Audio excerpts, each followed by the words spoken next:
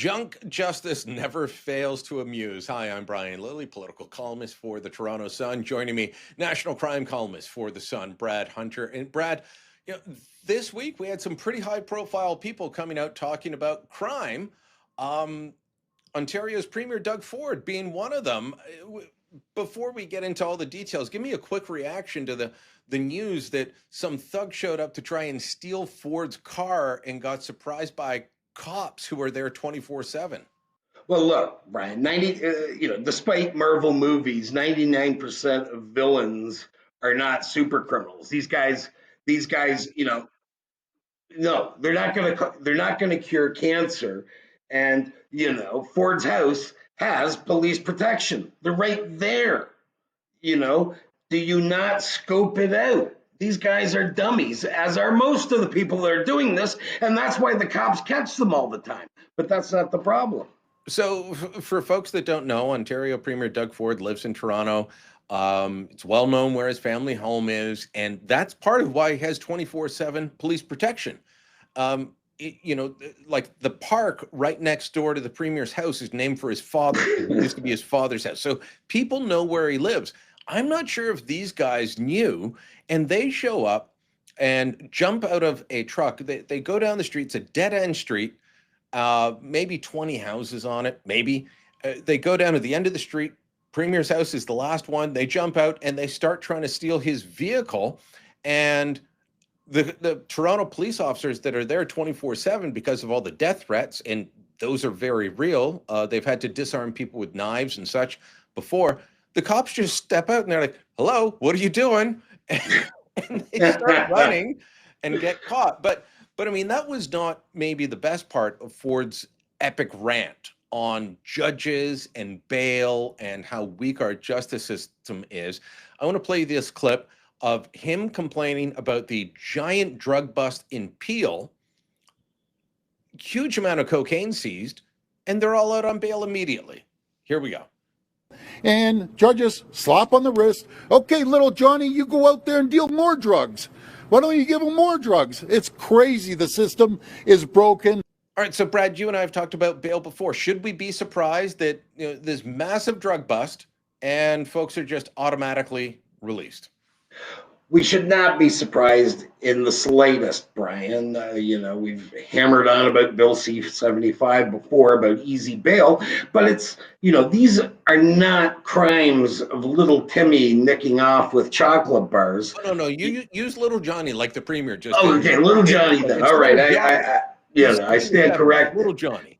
But so little Johnny is, not slipping away with chocolate bars. It isn't that. These are guys involved in serious drugs, serious guns, serious crime. These guys are violent criminals.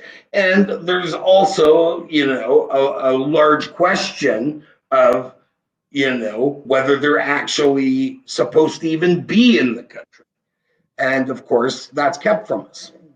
Yeah, I've seen plenty of people say, are these temporary foreign workers? Are these foreign students? Lots of questions around that. Of course, it's not polite to ask that in Canada. And, you're wrong if you do. I don't think you're wrong. I don't think I'm wrong. And I think plenty of normal people are asking those very valid questions. It's so obvious, Brian. It's every press release. It's not an anomaly. It's not an outlier. It's every single press release. Every time cops go through these things, it's the same story. In one case, in Peel, the same two guys were arrested in March and just a week ago on massive, what is it, 300, the allegation is $300,000 worth of booze stolen from various LCBO locations.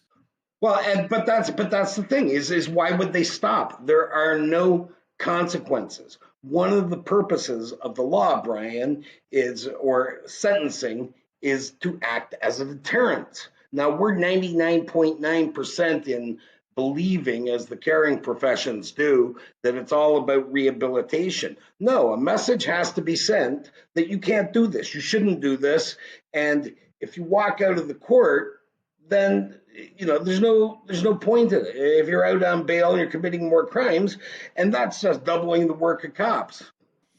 You should hear the justices of the peace and the judges that I hear from who do deny bail and then are overturned by higher level courts, which of course those are all appointed by the Trudeau Carney Liberals. I don't think Carney's appointed anyone yet, but they're all Trudeau appointees. And yeah, they don't believe in keeping people behind bars. They believe in this idea. Release them as quickly as possible with the fewest conditions possible, get them back out on the streets, and they're going to be committing more. My favorite story was the guy who got busted trying to steal a car in the courthouse after getting bail when he cleared for stealing cars. Well, I saw one today, Brian, too. And you know, we're having this issue also with the immigration board, that an immigration and refugee board member sprung a self-confessed hitman for one of the Mexican cartels. This was out in BC. And shockingly, a federal court judge said, you know, are you nuts? This guy's a hitter for one of the cartels. But that's not where the nonsense is right now. All right, it's spread like cancer. Before we move on to the next issue, I got to ask you about the, or I just got to say, you know, there's a lot of people saying Premier Doug Ford only cares about the fact that cars are being stolen now because someone tried to steal his. This guy has actually been on this issue for several years calling for the bail reform that you and I are talking about. Now he's just got a great story to tell, but he's been hitting at this for years because we've got criminal gangs coming in from Quebec. You know, I don't know if folks realize this, but a lot of the kids that are arrested stealing cars in Ontario come from Quebec. They get driven in by the gangs. They're under the age of 18. They go and try and steal cars. And if they get caught, of course, they face very little consequence. There's no repercussion. Yeah. None. Doug Ford has been on this for years, telling the federal government, you got to fix this. You got to take this seriously. And they haven't done it. Maybe they will with the new government. We'll see. But let me ask you about this. Explain this to me, national crime columnist Brad Hunter. What's the connection between tow truck drivers, guns, and organized crimes? Because there was a bust a week or so ago in Peel, and then this past week there was a bust in Toronto, and it's about organized crime being involved with the tow truck industry. And I want to play a clip of Toronto Police Chief Myron Demkew right here, talking about how 13%, listen to what he says, 13% of all shootings and firearms discharges, criminal ones in Toronto last year, were related to the tow truck industry. In 2024, 63 firearm discharge and shooting incidents were linked to tow truck related disputes, accounting for almost 13% of all shootings and firearm discharges here in Toronto. Brad, why are there so many guns involved with the tow truck industry? Maybe I'm just a boring vanilla white guy. You know, my car breaks down, I'm calling CAA. Well, as am I, yeah. And the guy shows up, and you know, there's no one with a sawed-off shotgun, and no one's telling me take it to this body shop or what have you. Yeah, well, it's a racket. It's a racket that's spread, and its tentacles have gone on. Part of the thing is you know, I mean, when you know the Irish, you know, and Italians and other ethnic groups moved into New York and Canada, you know, it's very tough moving to a new country, and so they latched on where they could cut a corner. You know, it could be the docks, it could be the garment district, it could be, you know, booze, it could be anything. And then they will start from there, and its tentacles will extend. I mean, you're not just dealing with tow truck extortion and bombings and things like that. You're dealing with murder. You are dealing with drugs, fentanyl, whatever, break-ins. You're dealing with a wide array. You seem to be tiptoeing around the fact that in both Peel and Toronto, pretty much everyone would be what we euphemistically call South Asian. So they're from India or Pakistan, from the Indian subcontinent. That is the profile of the people who have been arrested. And you're saying that this is effectively a what new immigrant groups do to try and gain a foothold. But in this Yes. case, it's organized crime from that community latching on to the tow truck industry. But I still don't get, I mean, this has been going on for years, and you can go back through different ethnic groups controlling the truck Sure. industry. It is, as you say, a racket. It is, people being shot, people being bombed, being intimidated to use certain services. It's wild how Well, how it's a crazy cash, this is. it's a cash business, Brian. Like Yeah. for the side of the road, you better get me. No, we won't take any credit cards. I'm stuck, at 1:20 in the morning on the 401. Come on, I will drive you to an ATM and you will pay me cash. That cash can't be traced.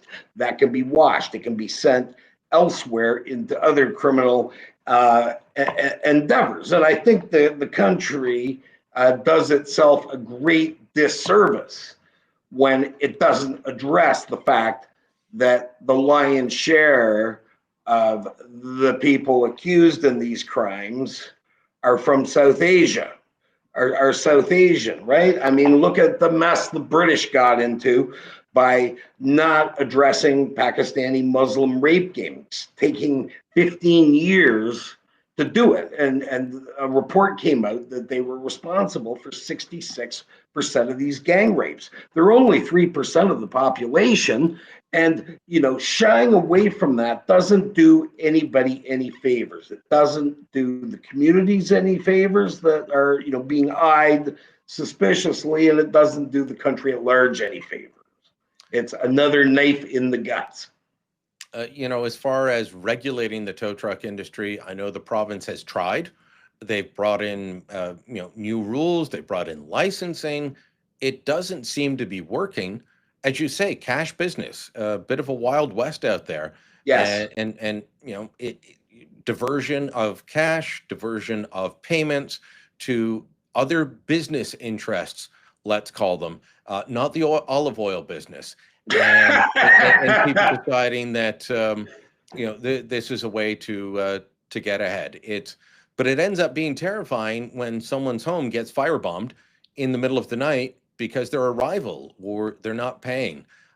Just incredibly frustrating to watch. Brad, And again, no Yeah. consequences. No, why would we have that? We just simply do not have consequences in our justice system. Brad, we'll leave it at that. We'll put it to the audience. Let us know what you think. Drop a comment down below. Share this on social media. And don't forget to subscribe to our channel.